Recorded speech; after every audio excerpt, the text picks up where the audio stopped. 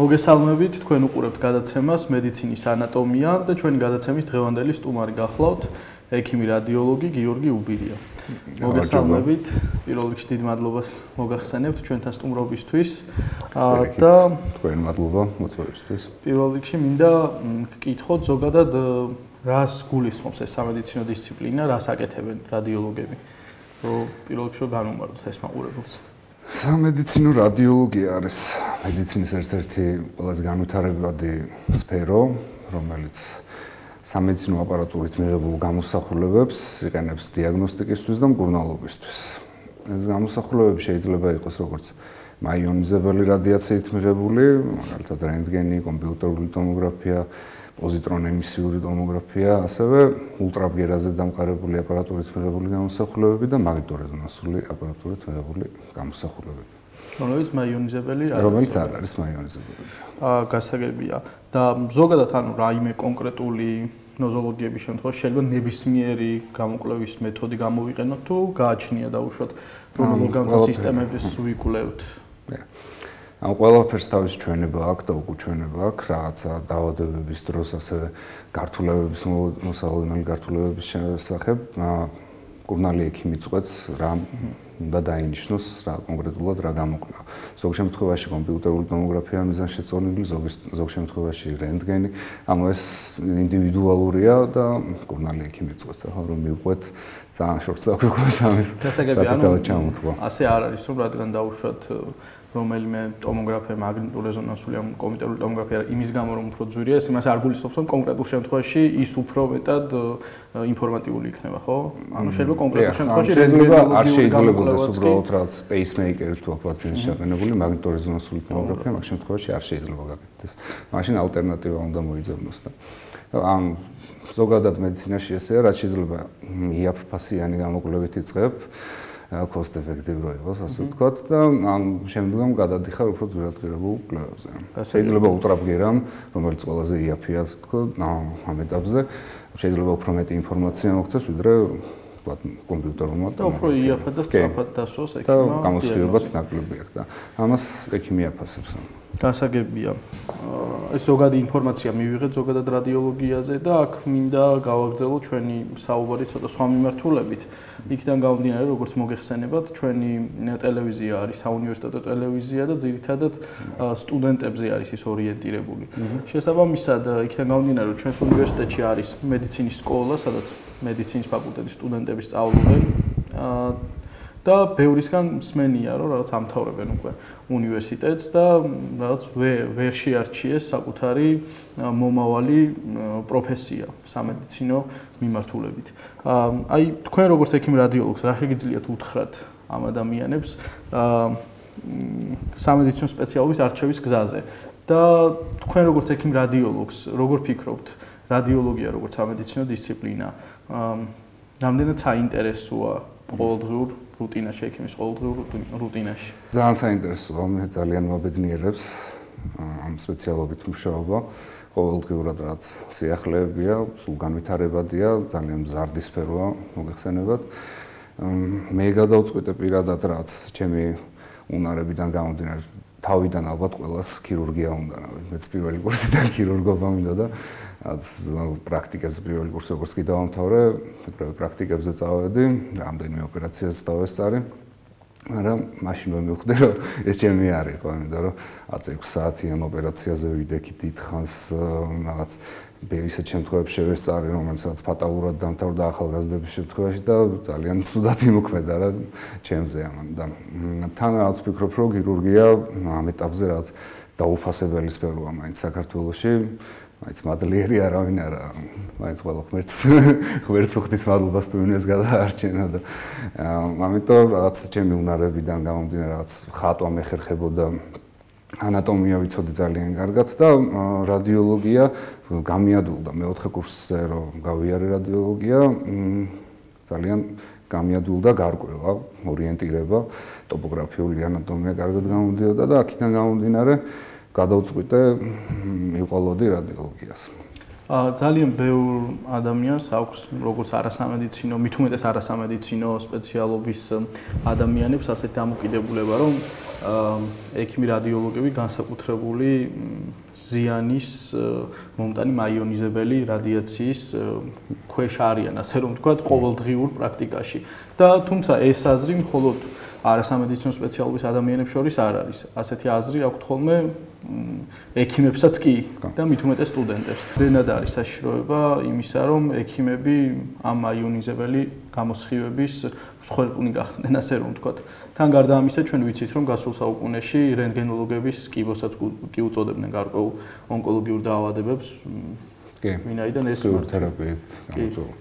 პირველი რენტგენის აპარატი რო გამოიგონეს დაახლოებით 1500-ჯერ უფრო მეტი გამოსხივება ჰქონდა, ვიდრე დღევანდელ რენტგენის ერთ სურათს.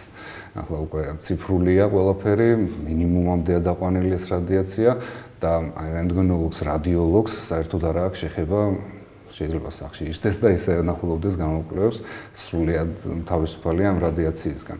ერთადერთი საფრთხე რადიოლოგებს, რაც ემუქრებათ, არის ინტერვენციული რადიოლოგია, ვისაც აინტერესებს, ესენი სპეციალური ეკიპირებით არიან აქტიურები და უშუალოდ ფლუოროსკოპიას აწარმოებენ, ანგიოგრაფიებს და ამ დროს სხივდება, იღებს რაღაც დასხივებას, მაგრამ მაქსიმალურად დაცულია ამ დროს.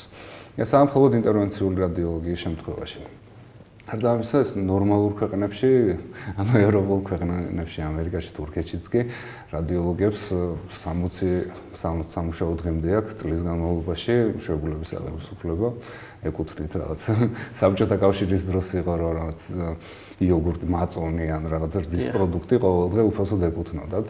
თურქეთშიც ესეა დღემდე რაღაც დაცულები რო იყო მაქსიმალურად ან ტექნიკოსები უფრო უმცროსი მეტპერსონალი ვინც რენტგენს უშუალოდ აქვს ხომ შეხება.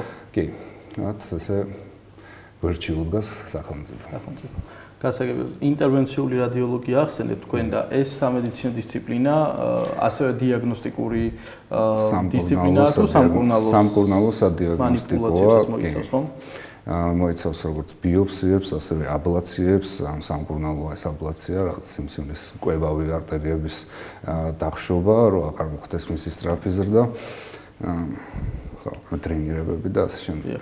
და ეს ყველაფერი კეთდება სხვადასხვა რადიოლოგიური გამოკვლევის კონტროლით, ხომ? ალბათ კომპიუტერული ტომოგრაფიის კონტროლით, კომპიუტერული ტომოგრაფიის, ფლუოროსკოპიის კონტროლით, მაგნიტორეზონანსული ტომოგრაფიის კონტროლითაც ბევრი ეგეთი პროცედურა ტარდება. რამდენად განვითარებულია დღეს ეს სფერო საქართველოს ზოგადად რადიოლოგია, იმიტომ რომ ძალიან ხშირად განსაკუთრებით თქვენ ახსენეთ ასევე პეტ-სკანირება, ხო, პოზიტონიმისიური ტომოგრაფია, რომელიც ალბათ ონკოლოგიური პაციენტების გამოკვლევის რაღაც ოქროს სტანდარტად არის, ხო, ფაქტობრივად დღეს მიღებული მთელ მსოფლიოში. თუმცა ამისათვის ძალიან ბევრი დღეს კიდევ ორჭოფობს ისევ საქართველოში ჩაიტარონ ეს გამოკვლევა თუ საზღვარგარეთ. და ეს, რა ვიცი, სამედიცინო სფეროს წარმომადგენლებს შორისაც კი არსებობს აზრთა სხვადასხვაობა და ამასთან ზოგადად რადიოლოგია რამდენად არის განვითარებული და კონკრეტულად ეს პეტ-სკანირებაზეც თუ შეგიძლიათ რამდენიმე სიტყვა გითხრათ ზოგადად. რადიოლოგია საკმაოდ კარგად ვითარდება. არის დეფიციტი რადიოლოგების ზოგადად, იმდენად რამდენადაც ყოველწლიურად სულ ახალ-ახალი აპარატები ყოველ კლინიკას და პოლიკლინიკას თითქოს უკვე ყველას თავისი აპარატი აქვს, უკვე კომპიუტერული ტომოგრაფი, რენტგენზე აღარ მაქვს საუბარი.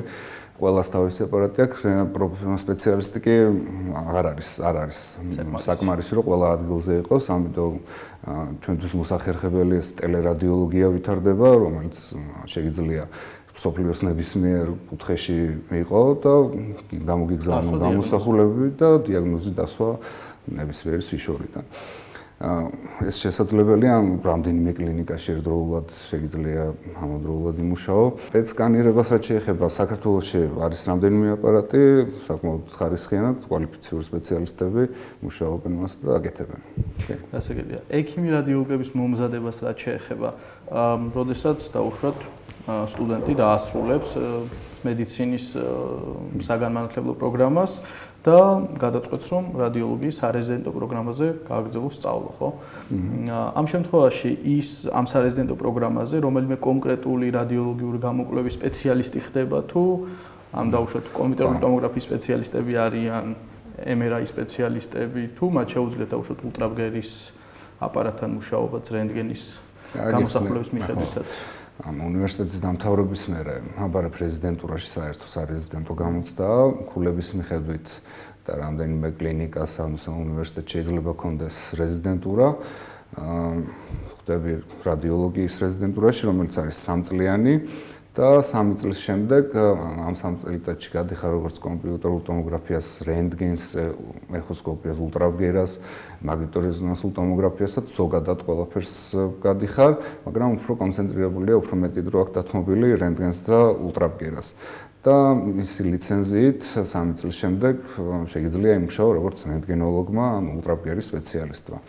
შემდგომ არის 8 თვიანი კურსი კომპიუტერული ტომოგრაფიის, შემდგომ არის კიდევ 8 თვიანი კურსი მაგნიტორეზონანსული ტომოგრაფიის და მერე უკვე ალბათ შემდგომი ვიწრო სპეციალიზაცია ეს ინტერვენციული რადიოლოგია, რომელიც ჯერჯერობით ესე რეზიდენტურის სახე საქართველოში არ აქვს. არ აქვს. გასაგებია, ანუ შემდეგ კიდევ გადაკვალიფიცირება სჭირდება ექიმ სპეციალისტს. დიახ, პეცკანირებასთან დაკავშირებით მაქვს კიდევ ერთი კითხვა.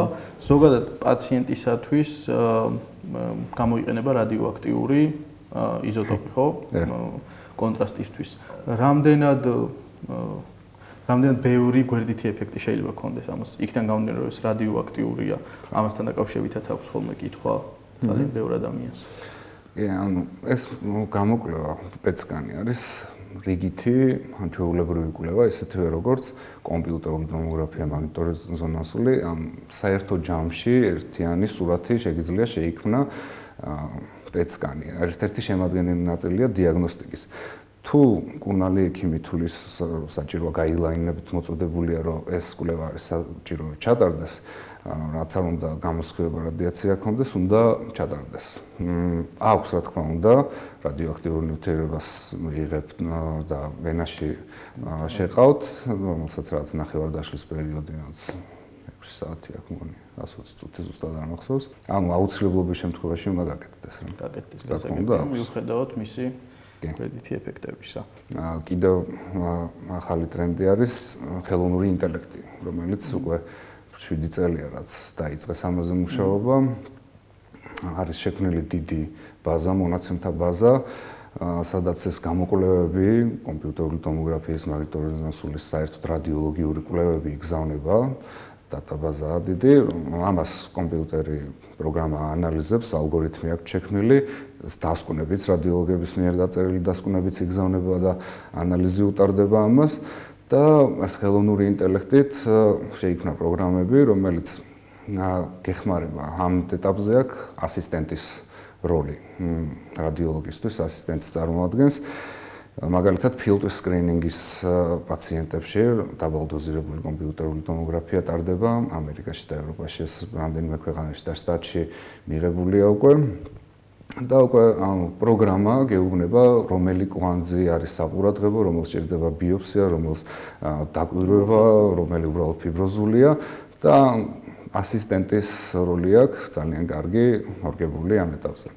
რამდენად შეიძლება ჩაანაცვლოს ამას საბოლოო ჯამში რადიოლოგების? იმდენად დიდია მოთხოვნა, იმდენად დიდია მონაცემთა ბაზა, მონაცემები, გამოკვლევები, რომ ეს ასისტენტი უკვე საჭირო გახდა. ექიმს ჩანაცვლებით ალბათ ადრე თუ გვიან მოხდება ეს ჩანაცვლება, მაგრამ ანალიზი, აგრეთვე კლინიკური მიდგომა, არა მხოლოდ სურათების, აგრეთვე სხვადასხვა ანალიზი, ლაბორატორიული მონაცემების გაანალიზება, რაღაც ანამნეზის შეკრება, ეს უფრო კლინიკური გახდება რადიოლოგის ჩართულობა, კლინიკური დიაგნოზისკენ მიმავალი, ერთ-ერთი რგოლი იქნება რადიოლოგი. არა მხოლოდ რობოტი, რაღაც მინიშნებას მოგცემს ამ ეტაპზე. ამ ეტაპზე ესეა. მომავალ შესაძლოა ანუ ის დასკვნა რადიოლოგიური მონაცემების დამუშავება მთლიანად არის რაღაც შემთხვევები, როცა თქვა ერთი და იგივე სურათი შეიძლება ანთებასაც ახასიათებდეს, შეიძლება სიმსივნესაც ახასიათებდეს, მაგრამ ანამნეზი, ბევრს წვეთს ლაბორატორიული მონაცემები მნიშვნელოვანია ამ დროს და ეს კლინიკური დიაგნოზი ადამიანზე არის დამყარებული რა. გასაგებია. როცა რამეს ხომ არ დაამატებთ კიდე? ურჩევდი ახალგაზრდებს, რომ ამ სფეროში წავიდნენ, იმიტომ რომ ძალიან კარგი და კომფორტული მიმართულებაა. ალბათ სამუშაო და საინტერესოა ყოველდღიურ პრაქტიკაში, ხო? ყოველდღიურად დიაგნოზის დასმა ძალიან დიდი ადრენალინია. ჩემთვის ყოველ შემთხვევაში ძალიან სიამოვნებს ეს პროცესი, ანამნეზის შეკრება, ექიმებთან კომუნიკაცია, პაციენტთან კომუნიკაცია. და ან შეიძლება მე ბიოპსია გააკეთო, მიყვე მთლიანი ბოლომდე პაციენტს და რაღაც საბოლოო შედეგიც ნახო, მე გამოკვლევის შემდეგ follow-ups რო ვკეთებ, შედეგებიც შეაფასო და რაღაც ყოველი გამკურნებული პაციენტი კაი შედეგი და დასმული სწორი დიაგნოზი დიდი სიამოვნების მომჯერებელია ჩემთვის. ამისთვის მუშაობ. ძალიან დიდი მადლობა, მართლა ძალიან საინტერესო საუბრისათვის და ძალიან საინტერესო რჩევებისთვის. მაყურებელს კი შევახსენებ, რომ თქვენ უყურებდით გადაცემას მედიცინის ანატომია და ჩვენი გადაცემის დღევანდელი სტუმარი გახლდათ ექიმი რადიოლოგი გიორგი უგირია. მადლობა მომავალ შეხვედრამდე.